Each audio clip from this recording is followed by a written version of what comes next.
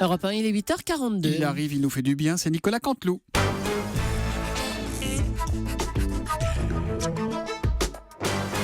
C'est presque de l'info, c'est la revue de presse de Nicolas Canteloup. Et ce matin, c'est bien sûr notre ami Nikos qui est avec nous. Bonjour Nikos. Salut les loups, salut Julie, Caroline, Thomas, Nikos. Lolo est là, et Jean-Marc Mandinaï, bien sûr. Ouais. Une very bad week pour la musique cette semaine, oui. Papa Wemba, oui, bien sûr, Julie, Billy Paul, et puis l'immense Prince. Toutes ces disparitions de chanteurs, ça...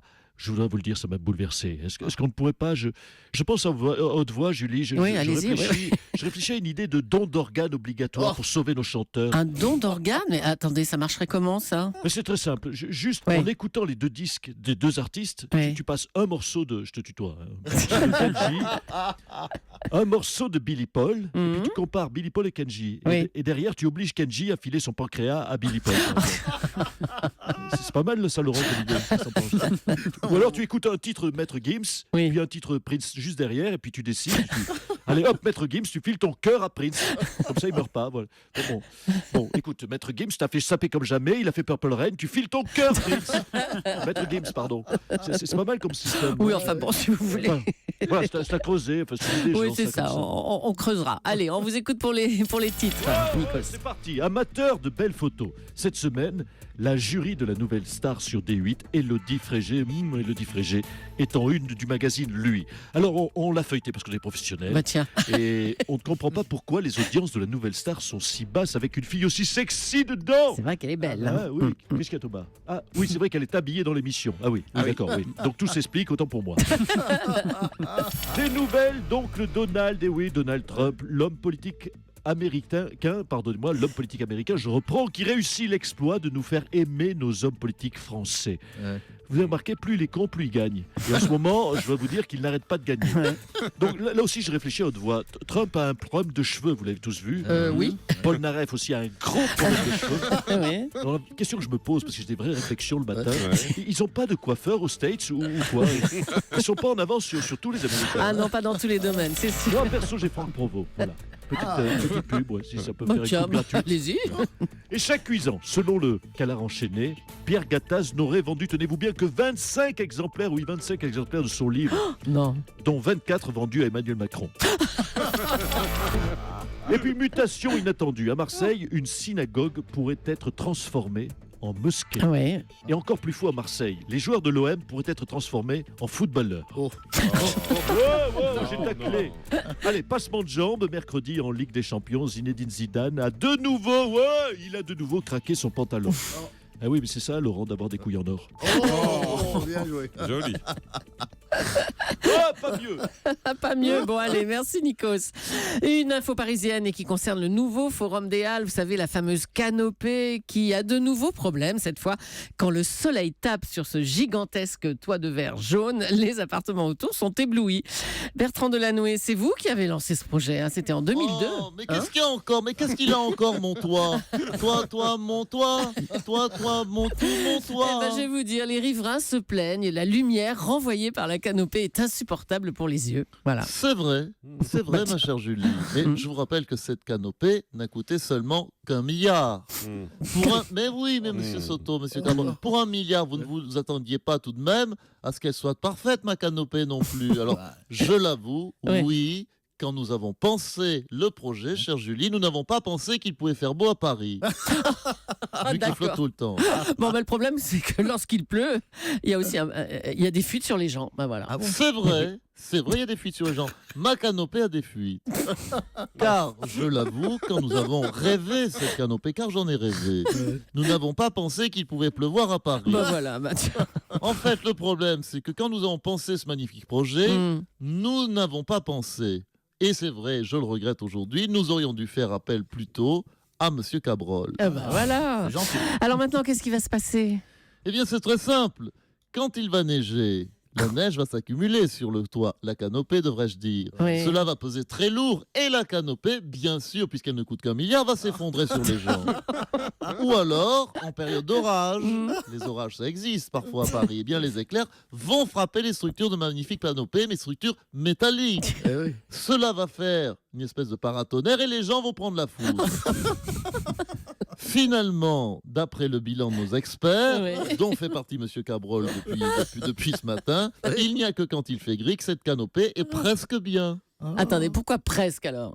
Bien parce qu'elle n'est plus dangereuse, mais elle restera toujours moche. Et elle Oh là servira à là, le rien. bilan. Merci Bertrand. Merci. Manuel Valls est en voyage officiel en Nouvelle-Calédonie. Nous sommes en ligne avec lui. Bonjour, monsieur Valls. Vous nous entendez?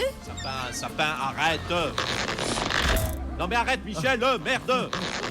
Attendez. Michel, t'arrêtes maintenant, hein. Attendez, Manuel Valls? Oula, mais c'est quoi ces bruits Non, d'élastique là? tu cesses. Mais- Tu cesses. Mais, C'est Man- ridicule, c'est des jeux de gamins, ça. Manuel Valls, vous êtes à l'antenne, là. Dites-nous ce Voilà, qui se t'es passe. content, tu l'as pris, voilà. Tu l'as pris, celle-là. Voilà. Hein. Manuel Valls, Oui. qu'est-ce oui, qui se passe? oui. Vous êtes sur Europe 1 là. Non, Madame Leclerc, oui, pardonnez-moi. Non, c'est un petit aléa. Michel Sapin qui s'amuse à tirer les élastiques enfin, qui s'initie, vous l'avez compris, au tir à l'arc. Avec les dents. Je vois que vous pratiquez le tir à l'arc aussi, Monsieur Cabrol. Quel champion. Alors dites-nous, qu'est-ce que vous faites en Nouvelle-Calédonie, Manuel Valls? Puis on sait qu'après vous irez en Nouvelle-Zélande d'ailleurs. Que je fous en Nouvelle-Calédonie, en Oui. Nouvelle-Zélande. Bien, j'ai aucune idée. Enfin bref, je pense qu'il était urgent pour. Je suppose que François Hollande, pour lui, il était urgent que je sois le plus loin possible de Matignon, vu que c'est Macron et Le Drian, les bons élèves. Et que moi, je sers à rien. Hein, autant servira à la plage. Hein. Putain, merde, je transpire. Chaque fois que je m'énerve, je transpire. Et comme je m'énerve tout le temps, je transpire tout le temps. Et puis- Mon sapin, oui, t'arrêtes, alors, merde. il y a la Nouvelle-Calédonie, la Nouvelle-Zélande. Et puis lundi dernier, vous étiez au Mont-Saint-Michel. Oui, au Mont-Saint-Michel, et en effet, il était urgent, oui, en tant que Premier ministre de la France, que je joue ma Nolwenn Leroy déguisée en Bigouden et que je vante le mérite de la crêpe bretonne au Mont-Saint-Michel. Hein, pendant que Macron sauvait Areva avec le Drian vendait 35 milliards de sous-marins. Hein, qu'est-ce que j'ai fait? Moi, j'ai vendu 3 crêpes au sucre. Oui, voilà, on va pas se mentir. Son mange sert à rien. Mais calmez-vous. Vie de merde. Oh là là. Ah oui, arrête, sapin. Ma femme joue du violon et moi je pisse dedans, voilà. C'est le résumé de ma vie en ce moment. Horrible, arrêtez. Bon, t'arrêtes Oh là d'emmerder là. les vendeuses maillots de bain, sapin, maintenant. Oh là là, on va vous laisser, hein, Manuel Valls. Bonne fin de séjour. Le traditionnel défilé du 1er mai du Front National n'aura pas lieu ce dimanche. La présidente du Front a préféré un banquet patriote. Louis Alliot, vous êtes le compagnon de Marine Le Pen. Bonjour. Oui, bonjour. Effectivement, avec Marinette, mon petit poussin bleu marine, mon roudoudou d'extrême droite, mon sucre d'orge nationaliste, nous avons prévu un joyeux pique-nique patriote. Par contre, excusez-moi, mais je ne suis pas en avance sur mes verrines de soupe polar. Loulou, il est où le masterchef de mes deux, là? Ah, Louis, qu'est-ce que c'est que ce tous-foutoir, là? Mais qu'est-ce qu'il fout là? Qu'est-ce que tu fous avec ce porcelet grillé, franchement? Mais Poussinette, c'est pour le pique-nique. J'ai trouvé les recettes dans le carnet de recettes du 1er mai de Beau Papy. La soupe polar, regarde en entrée, le cochon grillé, la francfort farcie, la crème à la bière, que des produits bio. Non mais Loulou, attends Oui, Loulou, oui. le but du jeu, je te le rappelle, c'est de dédiaboliser le FN, bordel. Et là, tu me fais le menu de mariage d'Hitler. Hein? Mais pourquoi t'es allé fouiller dans le carnet du vieux facho? Hein, c'est quoi ces carnets là? C'est trop compliqué d'aller tout simplement sur marmiton.org et faire une salade de tomates. C'est tout ce qu'on te demande, une salade de tomates. On va passer pour quoi, nous? Oh là là là là, mon Dieu. Vous allez passer pour des patriotes, ma chère Marine. Ne le blâme pas, hein? Pour une fois qu'il a autre chose que de la barbe à papa dans la tête, ton Alliot. Oui, Poussinette, j'ai oublié de te prévenir, mais Beau Papy est venu m'emprunter des oreilles de porc. Mais d'abord, toi, pourquoi tu veux des oreilles de porc, hein? T'en as déjà 2 qui te servent à écouter Radio Courtoisie, que je sache. C'est pour me les clouer sur un gilet. D'abord, ce sera très saillant, et puis ça me fera une sorte de gilet pare-balles, une sorte de protection anti-dash. Hein? Tu sais qu'il menace nos défilés. Ah, il menace, Poussinette, c'est pas vrai. Oh, j'ai peur. Il a peur, mais ça ne m'étonne pas. Toi, t'as déjà peur quand on fait l'amour. Hein, alors évidemment, vous savez quoi? Tous les deux, vous me rendez dingue, tous les deux. Oh, ce 1er mai, il me tente qu'il soit passé ce 1er mai, ça va être horrible. Allez, courage alors à la famille Le Pen, si je puis dire. Et puis une information insolite, pendant la diffusion des épisodes de Game of Thrones, la fréquentation des sites pornographiques connaît une baisse spectaculaire et il va nous en parler dans son émission, c'est Jean-Marc Morandini. Eh oui, jolie Julie. Aujourd'hui, dans le grand bordel des médias, de l'actu de la santé, des dragons, des épées, des décapitations, des chevaliers, mais aussi des lubrifiants, des sextoys en forme de lapin et des pneus de 4x4 Cherokee. Aujourd'hui, nous reviendrons sur cette formation. La baisse donc de fréquentation confirmée des sites porno lors de diffusion de Game of Thrones. C'est une étude du site Pornhub. Alors, pourquoi les gens préfèrent-ils regarder des nains décapiter des princesses plutôt que de voir des nains leur faire l'amour? La vue d'une tête coupée dans laquelle on a enfoncé des tripes entraîne-t-elle vraiment une baisse de la libido? C'est une question que nous poserons à notre médecin. Est-ce que le site Pornhub est le seul à connaître une baisse de fréquentation, ou est-ce aussi le cas de YouPorn, de xhamster.com, de vieille picarde coquine net ou de starlet chaudasse de miami.fr? Je connais bien ça. Si les discours de François Hollande font de moins en moins d'audience, les discours de François Hollande, est-ce parce que les gens préfèrent la compagnie de 2 feuilles de sopalin à celle du chef de l'État? Oh là là, oh là là, vous avez l'image.